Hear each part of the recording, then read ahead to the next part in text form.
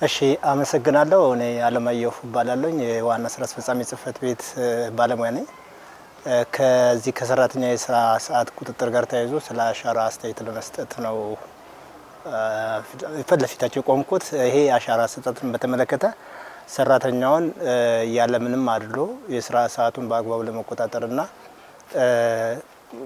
ከሰው ወይንም ደግሞ ማኑዋል ከሆነው የጊዜ አቆጣጠር ስርዓት በጣም የተሻለና የዘመነ ሰዓትን የመቆጣጠር እያንዳንዱ ነገር ሰራተኛው በሰራው ልክ ተከፋይ እንዲሆን ለማድረግ ምቹ ሁኔታዎችን የሚፈጥር በመሆኑ የሚበረታታና እጅግም ለመዘመናችን አንድ እርምጃ ወደፊት የሚያስኬደን እንደሆነ ማረጋገጥ ፈልጋለሁ። ከዚህ ጋር በተያያዘ ግን ሙሉ ለሙሉ ሰራተኛው አሻራ ከነካ በኋላ በእያንዳንዱ የስራ ቦታው ላይ ወይንም በተቋማት ላይ ተገኝቶ በተግባርም ስራ ላይ ስለመገኘቱ ደግሞ በይበልጥ የሰው ሀብት ክትትል ቢያደርግና ወይንም ደግሞ ቁጥጥር ቢያደርግ በጣም የተሻለ ነው። አመሰግናለሁ። ቴንክ ዩ።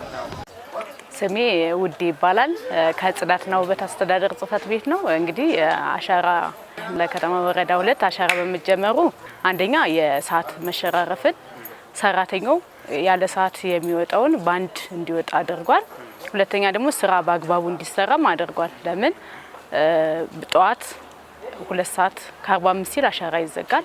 በጠዋቱ ሰራተኛው ገብቶ ስራውን በአግባቡ እንዲሰራ፣ ሁለተኛ ደግሞ 11 ሰዓት ከሩብ ከ15 እስከሚል ድረስ ሰራተኛው በስራ ገበታው ላይ በመቀመጥ ስራውን ባለ ጉዳይንም ማስተናገድ ችሏል ነው እና ጥሩ ጎን አለው ነው አሻራው ምለው። አመሰግናለሁ።